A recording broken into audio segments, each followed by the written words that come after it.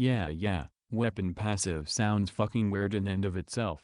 But here's my explanation of it. I define weapon passives as an added or innate effect that a weapon uniquely possesses, such as the Ballistic Prime's ability to create allied ghosts upon killing enemies with charged shots, or the Piranha Prime's ability to become an akimbo weapon upon killing 3 enemies within 3 seconds, or specific mods that grant a single weapon a unique and added bonus.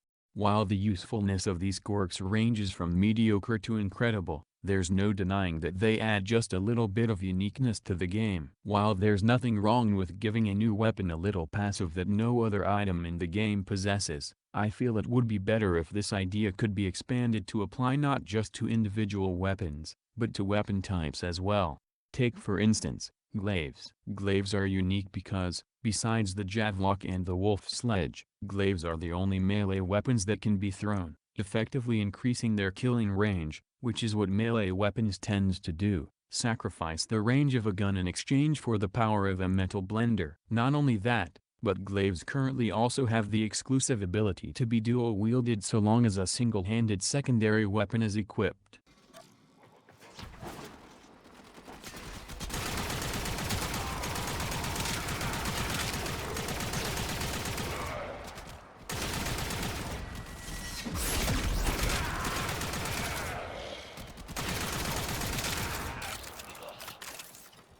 It's not game-changing of course, but with the proper status build, a charged throw can be quite effective at killing or disabling enemies, given that it has a bit of an 8 punch-through as well as a guaranteed blast, impact, and slash proc on top of any other damage you put on.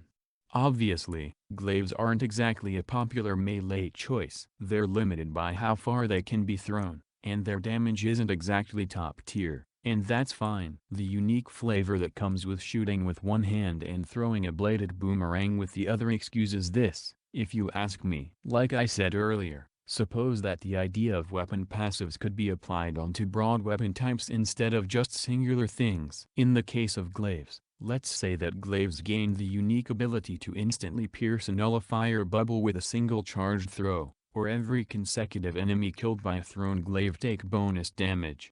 If you ask me, not only would this serve as a blessing for those who absolutely can't stand nullifiers, but it would also give incentive for Glaives to be picked in the first place, that is, for the ramping damage and the viability against nullifiers. Sniper rifles have already demonstrated that unique weapon mechanics can be done without breaking the game, so the only problem I see with expanding this to other weapon types is the simple question that is, how do you make everything unique, viable, and fun without creating something that's overpowered, underpowered, or niche? Honestly, that is indeed a rather hard question to solve if you were trying to give a new effect to every weapon type. As an example, let's use shotguns. Shotguns have been a dominant weapon type for quite a while, thanks to their ability to make the most out of multishot, which is a parallel to how shotguns often behave in other games. Especially since there are occasions where shotguns start breaching into the realm of the sniper rifles.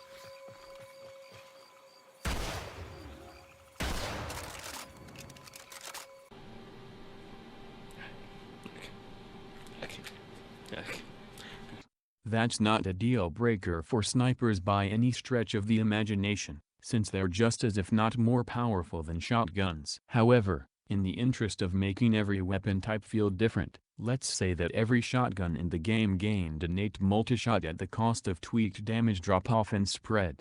This would of course be a rather topical change, given that shotguns would shred through absolutely anything at close range, but then they would become pea shooters at anything beyond that. The question I asked previously continues to apply. On one hand, damage from shotguns becomes just that much better, and Chroma mains worldwide would probably have an orgasm. On the other hand, the changed damage drop-off and spread would mean that unless you're within firing range of an enemy, you're probably not going to get the damage you want, and because of that, you'd be silently forced to play tanky warframes such as Chroma or Rhino if you want to deal with the gimped shotgun range, especially at high levels.